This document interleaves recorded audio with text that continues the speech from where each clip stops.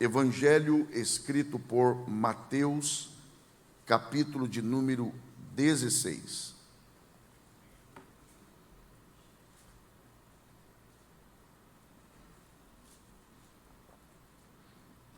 Quando você encontrar este capítulo deste Evangelho, identifique aí, por favor, o seu versículo de número 13, pois nós leremos a partir deste verso e encerraremos a leitura no verso de número 18. Os irmãos e as irmãs que encontraram o Evangelho escrito por Mateus, capítulo 16, a partir do verso 13, por favor, se manifestem dizendo glória a Deus. Glória a Deus.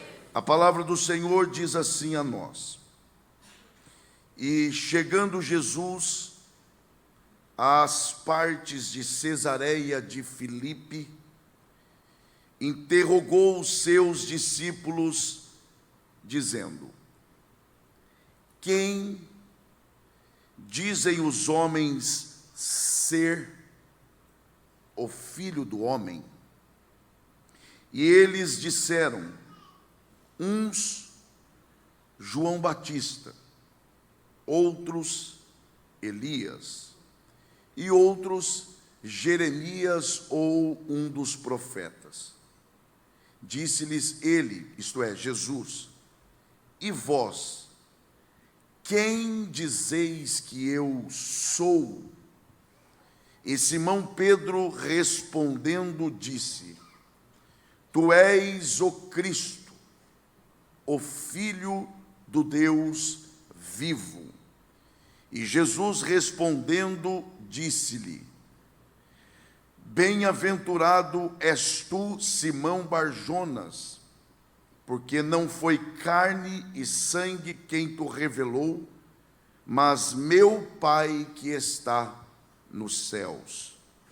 Pois também eu te digo que tu és Pedro, e sobre esta pedra edificarei a minha igreja, e as portas do inferno não prevalecerão contra ela. E só os que podem digam amém. Amém. Muito obrigado, e que Deus, por graça, mais uma vez abençoe a exposição de sua palavra. Nós estamos diante de um texto que, em primeiro lugar, trata-se de uma passagem bíblica que nos é extremamente conhecida. Eu acredito que é pouco provável que haja algum crente aqui que, por menor que seja o seu contato com a Bíblia Sagrada, já não tenha tido algum contato com este texto, seja lendo ou ouvindo alguém trabalhar a seu respeito. Então, em primeiro lugar, eu reconheço que este é um texto conhecido de todos nós. Mas ele não é só um texto conhecido, ele é também um texto amado por todos nós, haja vista que aqui está uma das, se não a maior promessa feita por Jesus à igreja e a respeito da igreja. Então, em primeiro lugar, esse é um texto conhecido, e em segundo lugar, ele é um texto amado por todos nós. Porém, se nós queremos de verdade, pelo menos tentar, e quando eu uso a expressão tentar, eu estou sendo muito sincero com os irmãos. Se queremos pelo menos tentar entender esse texto corretamente, e ao entendê-lo desta forma, buscarmos identificar primeiro o que é que move Jesus no sentido de reunir os seus discípulos à parte e lhes fazer essas duas perguntas: quem sou eu para os de fora e quem sou eu para vocês aqui de dentro? O que é que está movendo Jesus nesta direção?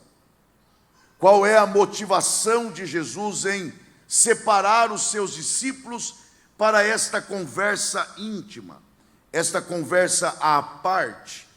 Mas não só isto, se queremos também identificar quais são os objetivos de Jesus com esta conversa, é preciso trilharmos pelo caminho correto da interpretação desse texto. E o primeiro passo nesta direção é, sem dúvida, olharmos para além do texto. Olhar para além do texto não é olhar apenas para os versículos que vêm antes e os versículos que vêm depois. Olhar para além do texto é propor aqui de olharmos para o Evangelho de Mateus como um todo, pois o entendimento deste texto que nós lemos, ele passa inevitavelmente pela compreensão do Evangelho escrito por Mateus. E é claro que você sabe, é só a título de lembrança, quando Mateus escreve este Evangelho, à semelhança de Marcos, Lucas e João, Mateus está debaixo da inspiração do Espírito Santo. Mas aqui é preciso dar um destaque especial, pois há quem pense que estar debaixo da inspiração do Espírito Santo seria o mesmo que estar fora de si, ou estar em transe. Há quem pense, por exemplo, que quanto mais cheio do Espírito Santo alguém possa estar, mais fora de si essa pessoa fica. Muito pelo contrário, o Espírito de Deus, ele não rouba a razão de absolutamente ninguém. Pelo contrário, quando você lê, por exemplo, o que o apóstolo Paulo orienta à igreja que estava em Roma, e agora a nós, é claro, e ele diz que é preciso prestarmos um culto, não é um culto emocional, não, mas ele diz um culto racional. O apóstolo Pedro, por exemplo, ele orientando a igreja do Senhor, ele diz que nós devemos estar prontos para respondermos com mansidão. Não é a emoção, mas é a razão da nossa esperança. O grande problema é que há muitos que pensam que a emoção ela é mais espiritual do que a razão. Pelo contrário, quem é que deu ao homem a capacidade de se emocionar? Deus. E quem é que deu ao homem a capacidade de pensar? Deus. Então, se a fonte é a mesma, o valor é o mesmo. Então, eu não só posso, como eu devo honrar a Deus com as minhas emoções, mas eu também devo honrar a Deus com a minha razão. Por que eu estou dizendo isso? Porque quando Mateus está debaixo da inspiração do Espírito, ele está com a razão trabalhando naturalmente, normalmente. Por isso, ele tem clareza sobre, primeiro, para quem ele está escrevendo este Evangelho. Quando Mateus escreve este Evangelho, ele tem um público-alvo estabelecido. Pois, por exemplo, Marcos escreve pensando nos romanos, Lucas nos gregos, João em toda a raça humana, e Mateus, por sua vez, ele escreve pensando nos judeus. Além de ter clareza sobre para quem ele está escrevendo, Mateus também tem clareza sobre o que ele deve escrever. Qual é o tema do seu evangelho? E quando você busca descobrir qual é o tema central deste evangelho, você identifica que Mateus está exaltando pelo menos duas coisas. Primeira, ele está exaltando o fato de que Jesus Cristo é o Rei dos judeus. E em segundo lugar, que em Jesus Cristo se cumprem todas as profecias e promessas proferidas no Antigo Testamento. Portanto, quando você está lendo as páginas sagradas desse Evangelho, você consegue perceber Jesus como Rei dos judeus e como a materialização das profecias e promessas feitas no Antigo Testamento. Mas não só isto, Mateus, ele é o Evangelho que mais trabalha o aspecto prático da vida da igreja. Não é à toa que é neste Evangelho que Mateus, ele nos conta com riquezas de detalhes o momento em que Jesus faz esta promessa a respeito da igreja e para a igreja. É Mateus quem trabalha a vida prática da igreja de forma muito especial. Por exemplo, poderíamos aqui citar vários exemplos. Dentre eles eu destaco um. É Mateus quem nos conta a respeito da orientação que Jesus dá à igreja, aos seus discípulos, de como devemos nos comportar frente a uma situação em que flagrarmos um irmão praticando algo que não deveria. O problema é que há muitos que se dizem discípulos de Jesus, mas não conseguem praticar as coisas mais básicas ensinadas pelo Mestre. E Jesus nos orienta que ao flagrarmos um irmão praticando algo pecaminoso, não é para sairmos propagando, divulgando. Pelo contrário, é preciso que esse cristão vá ao seu irmão e repreenda-o. E na segunda vez, se flagrá-lo novamente, não é hora de divulgar a quem quer que seja. É preciso chamar uma testemunha e ir até esse irmão e repreendê-lo novamente. E aí sim, na terceira vez, agora é hora de ir para as redes sociais. Não, aí você leva a quem de direito para resolver aquele problema. O que é que eu estou tentando mostrar com isso? Que Mateus é o evangelista mais comprometido com a vida prática da igreja. E é Mateus quem nos conta a respeito, e com detalhes, a respeito deste momento em que Jesus separa os discípulos para esta conversa à parte, a respeito da igreja. Agora, é importante destacar que é aqui o primeiro momento, ou o primeiro registro na Bíblia, a respeito da expressão igreja. Isso mesmo, a expressão igreja desta forma é a primeira vez que aparece em toda a Bíblia Sagrada. E quem é que profere esta palavra pela primeira vez? Ora, não poderia ser outra pessoa a não ser aquele que se apresenta como o dono da igreja, Jesus Cristo. Pois ele diz: edificarei a minha, não é a nossa, mas é a igreja dele. E é ele quem vai proferir a palavra igreja pela primeira vez. É a primeira vez que a palavra igreja, ela aparece nos registros bíblicos. É claro que ao olhar para o Antigo Testamento, você tem palavras correlatas, que apontam para a vinda da igreja, a existência da igreja no plano de Deus. Por exemplo, há uma expressão no hebraico que aponta para a igreja, que é a expressão kahal. Kahal traz a ideia de um povo que se reúne no mesmo lugar, em torno de um único nome, para adorar e a servir esta pessoa. O segundo termo é Edá. Edá seria, a ideia aqui seria de alguém que não tem nome, mas que encontra alguém que tem nome, e este que tem nome dá nome a quem não tem nome. E agora, este povo que não tinha nome, mas que recebeu o nome de quem tem, se reúne agora em torno deste nome para adorar e agradecer, porque antes não tinha nome, mas agora recebeu o nome. É a ideia de igreja no Antigo Testamento. Mas a expressão igreja é a primeira vez que aparece. E não só isso, Jesus vai falar sobre a igreja pela primeira vez. E não só isso, mas ele também fará uma promessa extraordinária. E aí aqui surge a primeira pergunta. Qual é esta pergunta?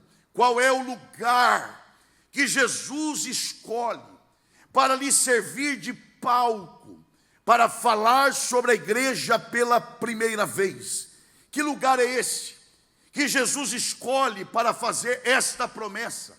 Edificarei a minha igreja, e as portas do inferno não prevalecerão contra ela.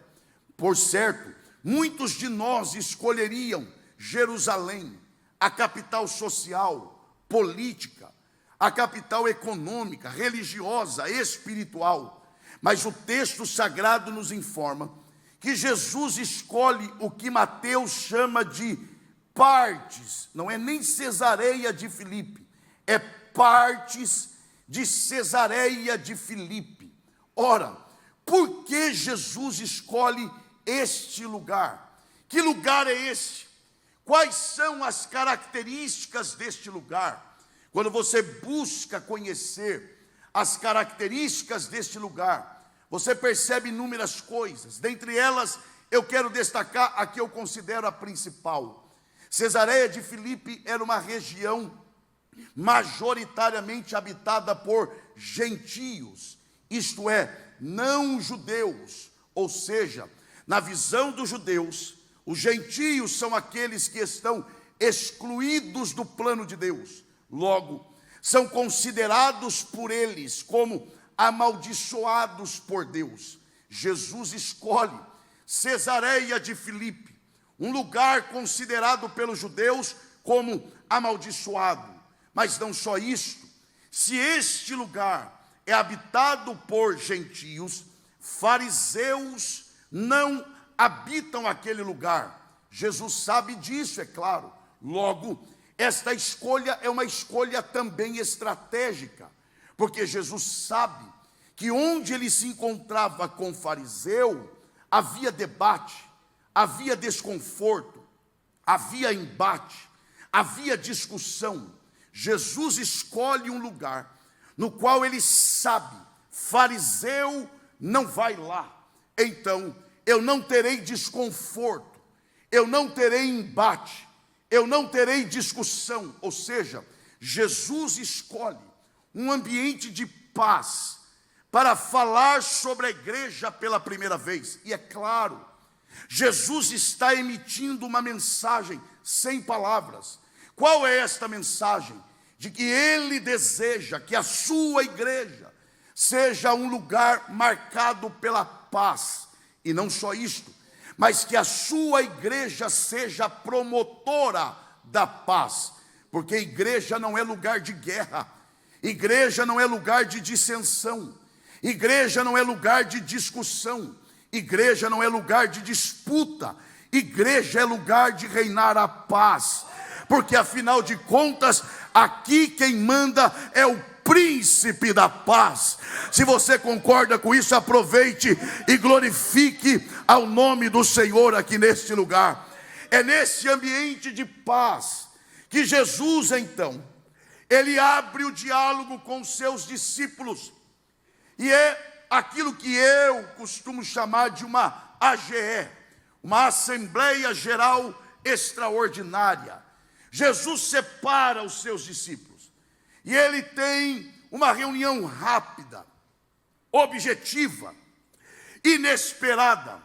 E esta reunião possui apenas duas pautas. Atente bem para isso. A primeira pauta da reunião, Jesus abre esta reunião dizendo: quem dizem os homens ser o Filho do homem? Observem, é como se Jesus estivesse dizendo: vocês que andam no meio do povo, vocês que conversam com o povo, vocês que negociam, dialogam, se relacionam com o povo, vocês que estão aí no meio do povo, me digam, observe as expressões de Jesus: quem os homens dizem ser o Filho do homem? Eu repito e vou dar ênfase aqui, observem, Jesus pergunta quem e não o que. Quem os homens dizem ser? Observem que o verbo aqui não é fazer, o verbo aqui é ser. Então a pergunta é: quem os homens dizem ser o Filho do homem? A pergunta de Jesus não é na dimensão do fazer. A pergunta de Jesus é na dimensão do ser.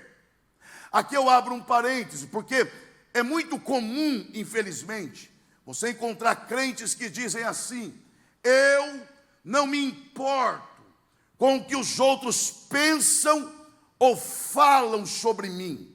Tem uns que vão além, tem uns que são tão íntimos de Deus que dizem assim: porque o meu negócio é eu e o Pai. O que os outros aqui falam de mim, eu não me importo. Ora, você está melhor do que Jesus, porque Jesus chamou os seus discípulos à parte só para perguntar a eles o que os outros tinham a dizer a seu respeito. Aliás, eu diria mais: crente que diz que não se importa com o que os outros falam dele, é porque no mínimo tem alguma coisa a esconder, porque se não tivesse, diria como Paulo: a minha vida é como uma carta aberta, e vocês podem ler a hora que vocês quiserem. Agora, Jesus separa os discípulos e os pergunta: quem? Eu repito e vou insistir: é quem e não que dizem os homens ser o Filho do Homem? Lá vem as respostas. Alguém se levanta e diz: ah, Senhor, verdade. Esses dias eu estava no lugar e eu ouvi alguém dizer que tu és João Batista. Alguém se levanta e diz: ah, Senhor, por falar nisso, esses dias eu ouvi alguém dizer que tu és Elias. Aí outro se levanta e diz: e eu ouvi alguém dizer que tu és Jeremias ou um dos profetas. Observem isso: João Batista, Elias, Jeremias ou um dos profetas. Vamos lá: João Batista, o profeta da palavra; Elias, o profeta dos sinais; Jeremias, o profeta das previsões, ou um dos profetas. Falar a palavra de Deus é ser ou fazer? É fazer. Realizar sinais em nome de Deus é ser ou fazer? Fazer. Prever o futuro é ser ou fazer? Fazer. E um profeta, nós o identificamos pelo que ele é ou pelo que ele faz? Pelo que ele faz. Observe a pergunta de Jesus: quem sou eu para eles? Olha o nível da resposta. Para eles, tu és o profeta da palavra, tu és o profeta dos sinais e o profeta das previsões. Jesus está perguntando na dimensão do ser, e as pessoas de fora estão com expectativa do que ele pode fazer. Agora, é claro, nós temos que avançar um pouco aqui e pensar. Não é tarefa fácil você dizer quem é o outro. Se não é tarefa fácil dizer nem quem somos. Porque, por exemplo, imagine que você acorde um dia pela manhã animado para conversar. Vai para o banco, está na fila do banco, encontra alguém que está mais animado que você ainda para conversar. Começa a conversa. E lá vai a conversa, vai conversando. De repente você quer alimentar a conversa. Qual é geralmente a primeira pergunta que se faz? Qual é o seu nome? A pessoa responde: e o seu? E vai. Continua a conversa. Você quer alimentar mais a conversa. Geralmente a segunda pergunta qual é? O que é que você faz? Que é o mesmo que você trabalha com o quê? Mas quase ninguém, ou praticamente ninguém, pergunta quem é você. Porque é capaz de alguém perguntar quem é você e a pessoa dizer assim: eu já te falei qual é o meu nome. Não. A pergunta para responder o nome não é quem é você, é qual é o seu nome. Quem é você se autodescrever. Dizer quem você é seria isso aqui: eu te passar um papel em branco, te dar uma caneta e pedir para você, em no mínimo 20 linhas, se autodescrever para mim. Quem é você? Seria uma enrolação. Começaria eu, vírgula, nome completo, vírgula, domiciliado à rua tal, e vai. Só para quê? Para completar o espaço. Porque dizer quem é não é tarefa fácil. Se eu pedisse para você me dizer, se descreva para mim, o que você diria? Pois é isso que Jesus está perguntando. Quem sou eu para eles? A resposta é no campo do fazer. Jesus não se satisfaz, mas tolera, porque afinal, ele está perguntando a visão dos de fora a respeito de quem ele é. Mas agora Jesus inverte a direção e diz: ok, isso é o que eles pensam sobre mim. Isso é o que eles sabem sobre quem eu sou. Mas e vocês que andam comigo? Ouvem as minhas palavras de perto. Isso, vocês que cantam para mim. Isso mesmo, até vocês que pregam em meu nome.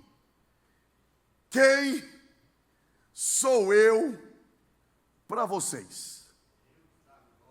Eu não posso afirmar, mas eu posso imaginar. Considerando o contexto, eu posso imaginar Tiago cutucando seu irmão João e dizendo para ele: vai, você não é o chegado dele? Você não é o mais íntimo dele? Você não é o que reclina a cabeça no peito dele? Diga aí quem ele é. E João vai e diz: eu vou arriscar não. De repente levanta Pedro, que aliás ainda não era Pedro, era só Simão Barjonas. Ele se levanta e diz: eu sei quem tu és. Sabe mesmo? Sei. Então diga quem eu sou. Tu és o Cristo, vírgula, o Filho do Deus vivo. Quando ele dá essa declaração, Jesus reage na mesma hora. E uma das reações de Jesus foi trocar o nome de Simão Barjonas e acrescentar-lhe Pedro. Porque sempre quando alguém se encontra com Jesus e descobre quem ele é, esse alguém nunca mais é a mesma pessoa. Não há quem descubra quem Jesus é, para não ter o seu nome mudado, para não ter a sua vida transformada por ele. Eu sei quem tu és. Tu és o Cristo, o Filho do Deus vivo. Vejam, aqui nós temos que parar um pouco. Notem que a declaração de Pedro está dividida em duas partes. A primeira parte ele diz: tu és o Cristo. E a segunda parte é: o Filho do Deus vivo. São duas partes.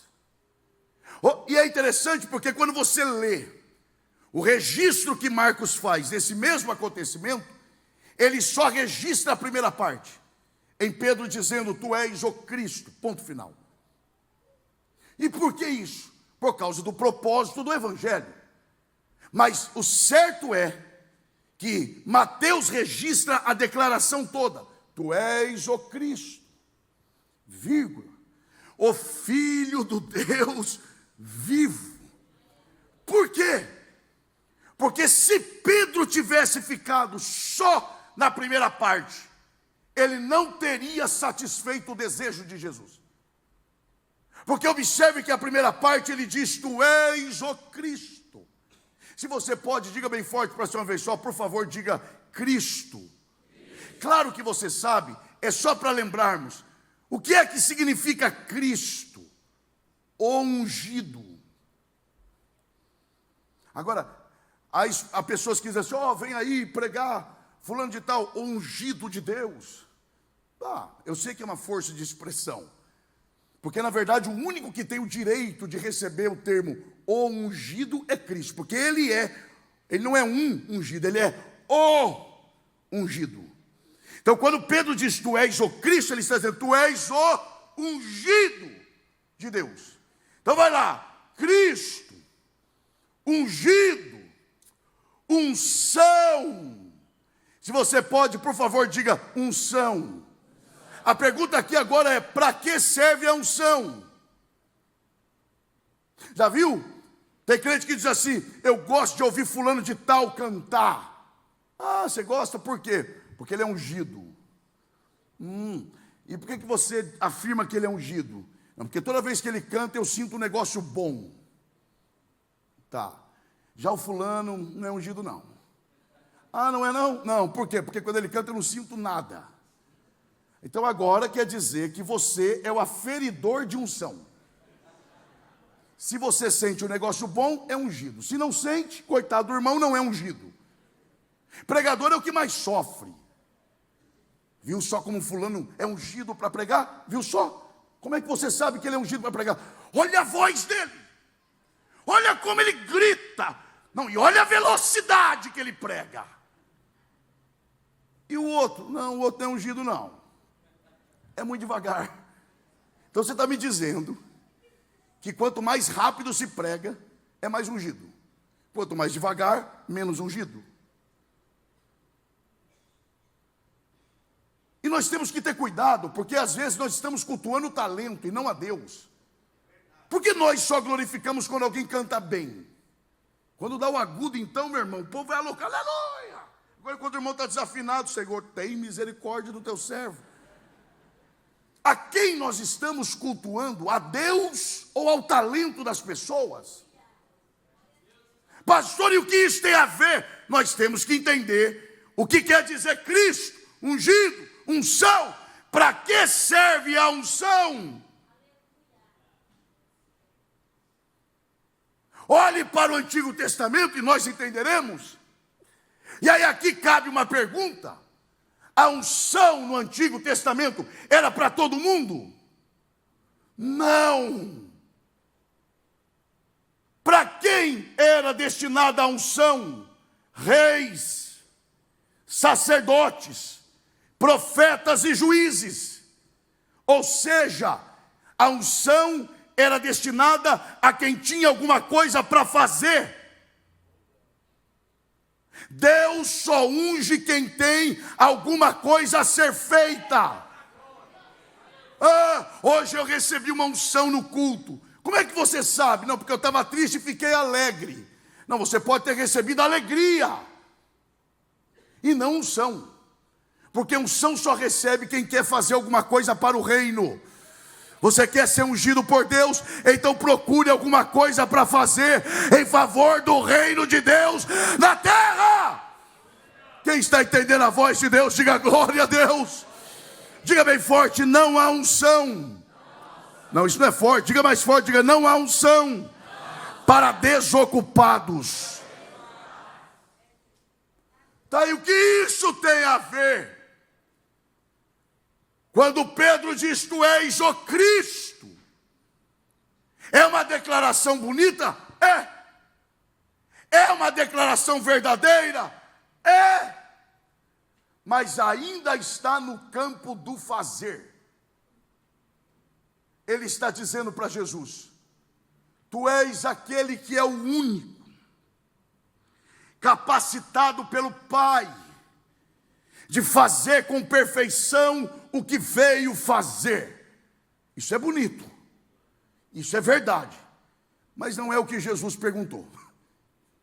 Jesus não perguntou o que eu sou capaz de fazer e como eu sou capaz de fazer. Jesus perguntou, quem sou eu para vocês? Mas Pedro não para no campo de fazer. Ele diz, mas tu não és só ungido, tu és o próprio Filho de Deus. Quando ele declara isso, ele alcança o que Jesus esperava. Porque quando ele diz, tu és o Filho do Deus vivo, ele está afirmando algo que vai além do que nós pensamos sobre filho. Porque o que nós pensamos sobre filho? Primeiro, que o pai gera o filho, que o filho vem depois do pai, e que na hierarquia o filho está abaixo do pai. Essa é a ideia que nós temos de filho. Mas quando Pedro declara: tu és o Filho do Deus vivo, o que ele tem em mente é o que está em João 3,16. Porque Deus amou o mundo de tal maneira que deu o seu Filho, vai lá, deu o seu Filho o quê? Unigênito. O que quer dizer unigênito? Não quer dizer único. Unigênito é a junção de duas expressões: uni de único e gênito de Gênesis, princípio, origem, procedência, fonte, essência, natureza. Quando Jesus é apresentado como unigênito Filho de Deus, a Bíblia está o apresentando como aquele que é o único que procede de Deus, o único que tem a essência de Deus, o único que é da natureza de Deus, isto é, Ele é o próprio Deus. Ainda tem crente que se alegra com esta verdade espiritual. Quem não se lembra de João capítulo 14, quando Filipe chega a Jesus e diz: mostra-nos o Pai.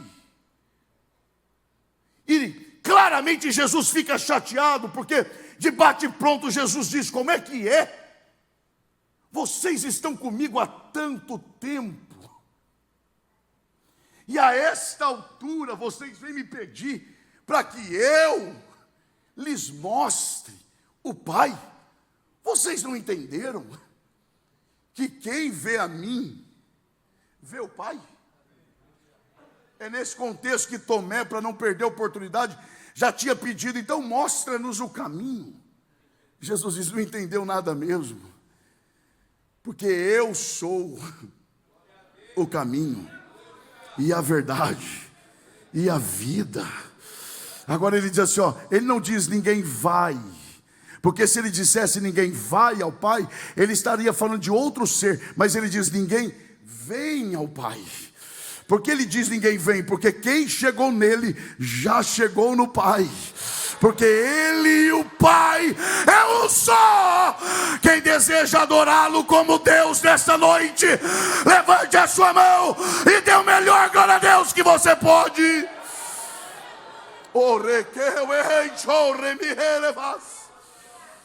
E o Senhor me autoriza a dizer isso aqui. Sempre quando alguém declara quem Ele é, Ele reage em seu favor. Sempre. Foi assim com Pedro e foi assim com Marta. Lázaro está morto há 4 dias. Marta se volta para Jesus e diz: sim, Senhor, eu creio que Tu és o Cristo, o Filho de Deus, que havia de vir ao mundo. Quando ela dá essa declaração, Jesus olha para ela e diz: onde é que vocês colocaram o morto? Como quem diz, o milagre começou agora.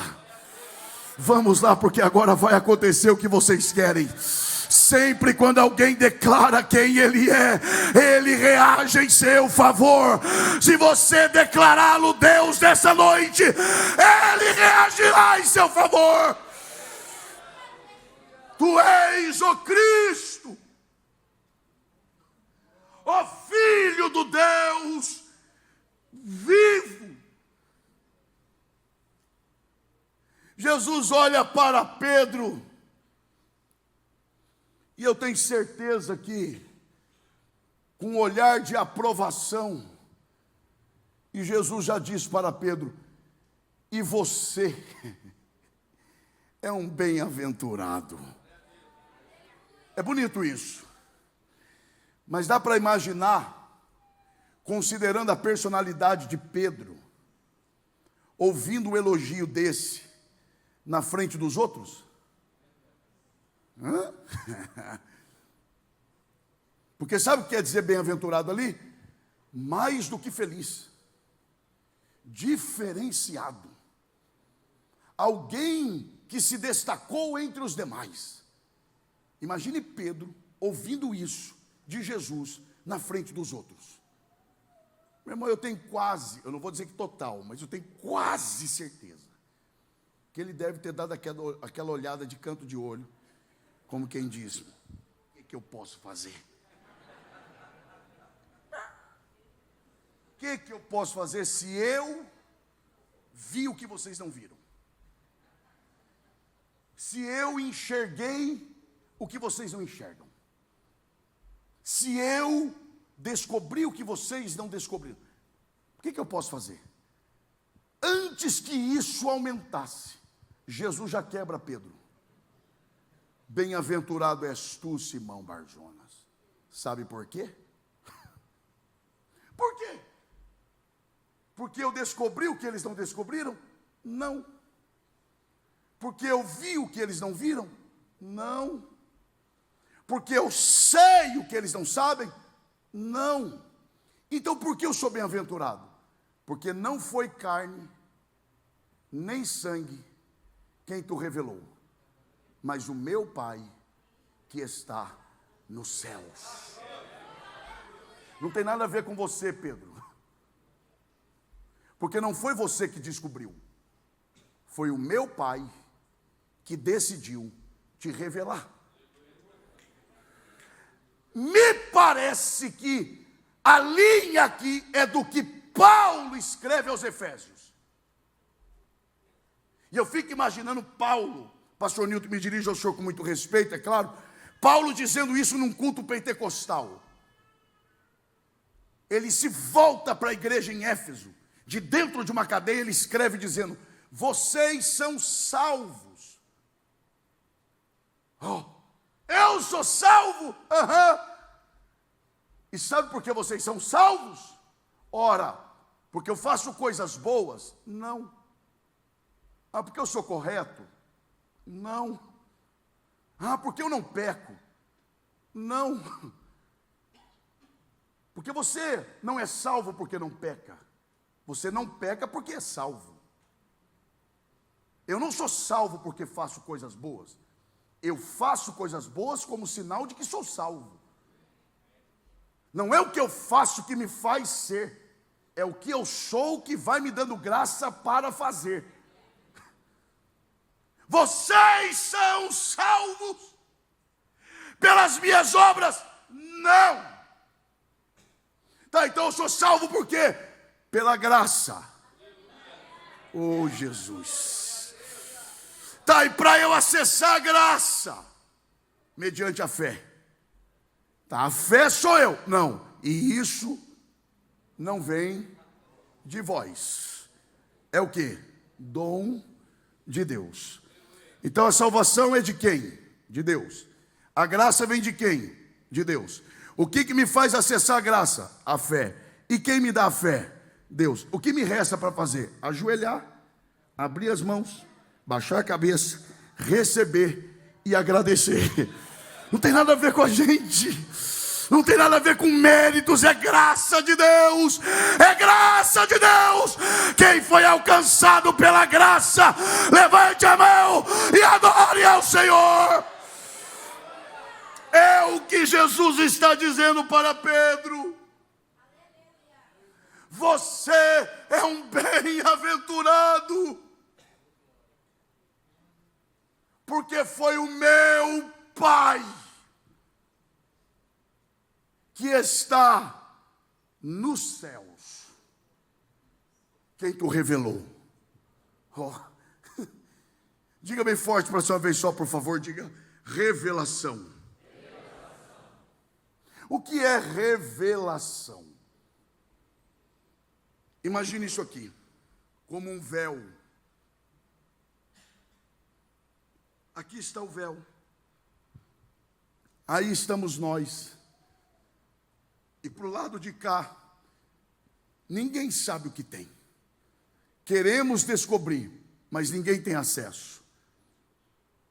Por detrás desse véu está Deus, que é o único que tem acesso ao véu para removê-lo.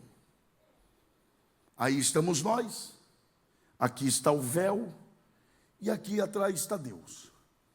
Esse Deus que está nos céus, Porque Jesus diz, meu Pai que está nos céus, para mostrar o contraste entre Ele e nós. Esse Deus que não depende da gente para nada.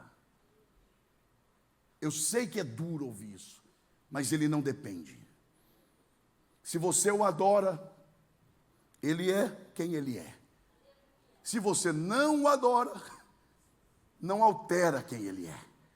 Tem pessoas que pensam, hoje Deus deve estar chateado com a igreja, porque o povo não adorou como deveria. Deus ficar chateado pela falta de adoração de alguém? Se eu o adoro, Ele é. Se não adoro, Ele é do mesmo jeito. Se eu sou crente, Ele é Deus. Se eu não sou, Ele é Deus do mesmo jeito. Se eu sou santo, Ele é santo. Se eu não sou, Ele continua santo.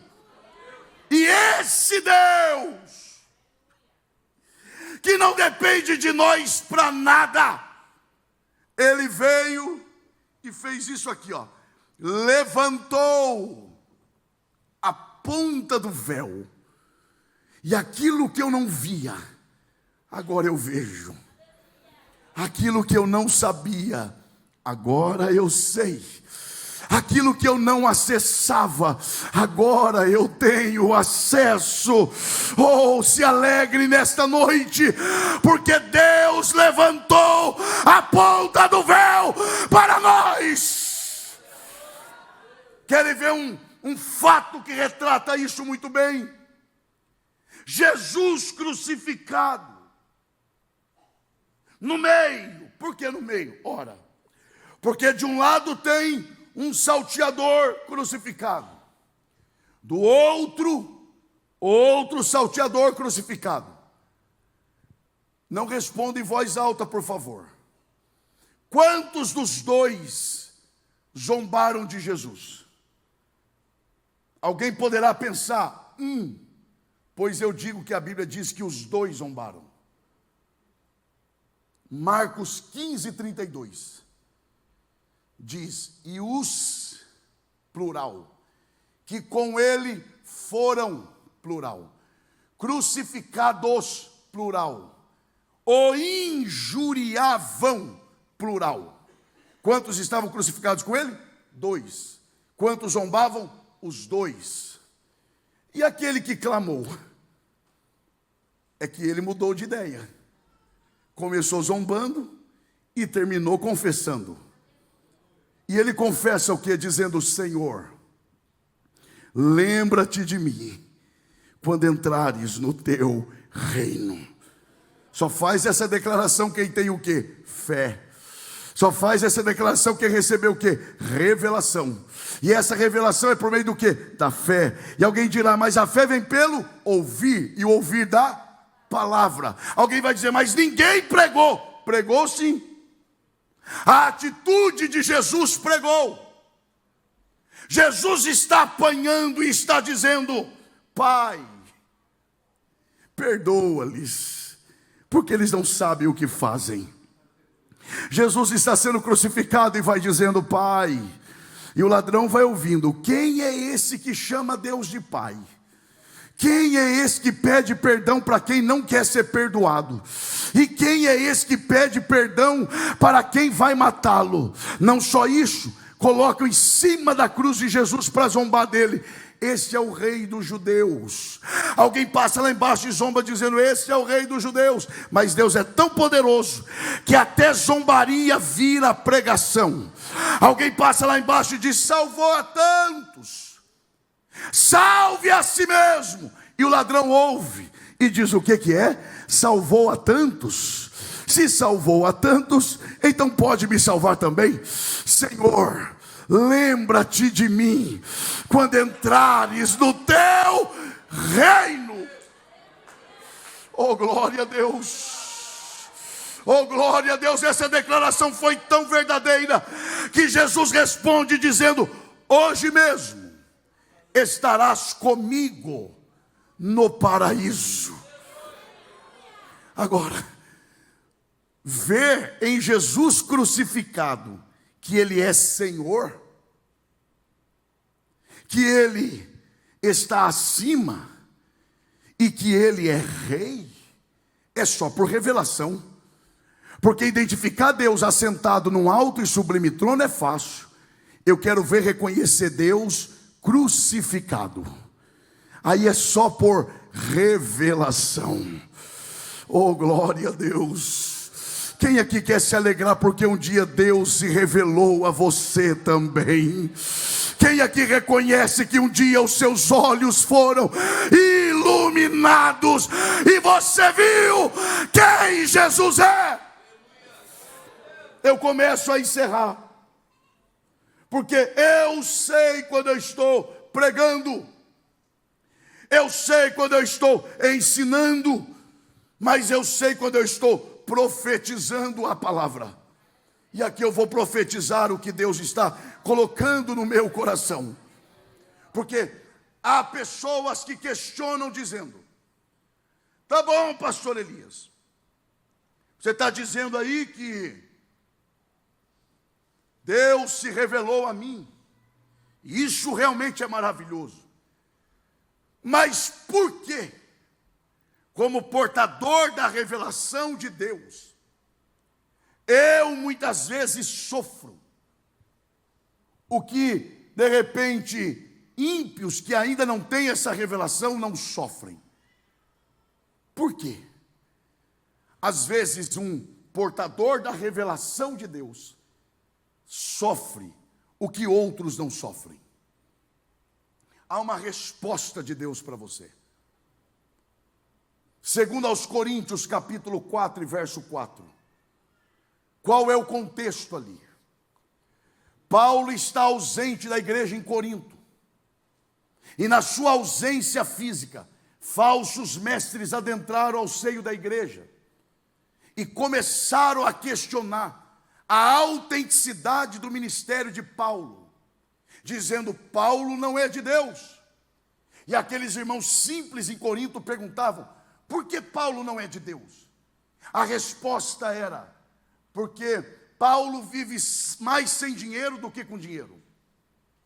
Paulo vive doente, vive mais preso do que solto, vive sendo apedrejado, vive sendo perseguido. E alguém que sofre tanto não pode ser de Deus.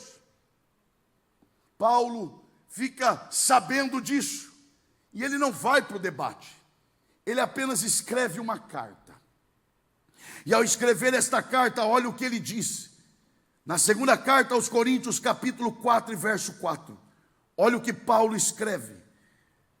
Ele escreve dizendo: nos quais, observe isso, o Deus, com D minúsculo, o Deus deste século, olha agora, cegou o entendimento dos, não é dos homens, é dos incrédulos. Para quê? Para que não lhes resplandeça, olha isso, a luz do evangelho, da glória de Cristo, que é que? A imagem de Deus. Olha isso, o Deus desse século incapacitou os incrédulos de entenderem quem é Jesus. Eles não sabem quem é Jesus. É isso que ele está dizendo. Pule o verso 5, pule o 6 e leiamos o 7. E ele diz assim, ó: temos porém. Esse porém quer dizer o quê? Eles não têm, mas nós temos.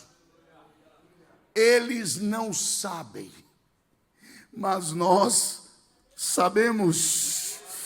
Você não se alegra com isso, não? Eles não conhecem, mas nós conhecemos. Temos, porém, o quê? Diga bem forte: este tesouro. Você observa que ele não está dizendo um, ele está dizendo este. Um seria o que você quiser, inclusive o Espírito Santo, mas aqui ele está sendo objetivo. Temos, porém, este tesouro, Que tesouro é esse? É o que ele fala no verso 4.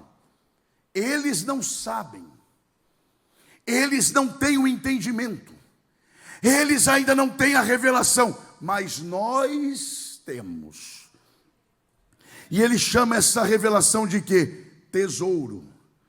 Escondido em quê? Vamos lá, escondido em quê? Vasos de barro. Para quê? Para que a excelência do poder seja de Deus e não de nós.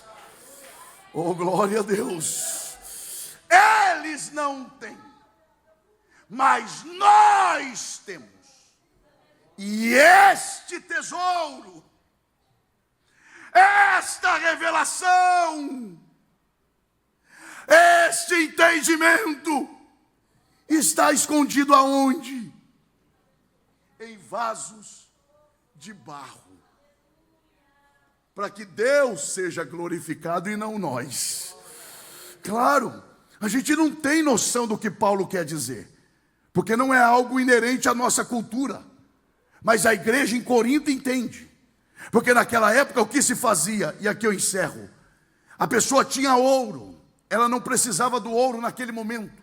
O que ela fazia? Derretia o ouro, colocava dentro de um vaso de barro, fechava-se, ia para o deserto e escondia. Passa-se o tempo, a pessoa agora precisa do ouro. O que ela fazia? Corria no deserto, pegava aquele vaso, só que o tempo passou, e o ouro que outrora foi derretido, com o passar do tempo, o que aconteceu com ele pelo lado de dentro? Endureceu. Qual é a única forma de tirar o ouro pelo lado de dentro do vaso? Quebrando o vaso. Paulo está dizendo, sabe por que eu sofro? Eu sofro porque Deus colocou uma revelação dentro de mim. E para Ele tirar isso, para vocês conhecerem, Ele me quebra todos os dias. Ele tem a sua maneira de extrair o tesouro que está em mim. Quem está entendendo a voz de Deus, com a permissão do pastor da igreja, esteja em pé, adorando ao Senhor.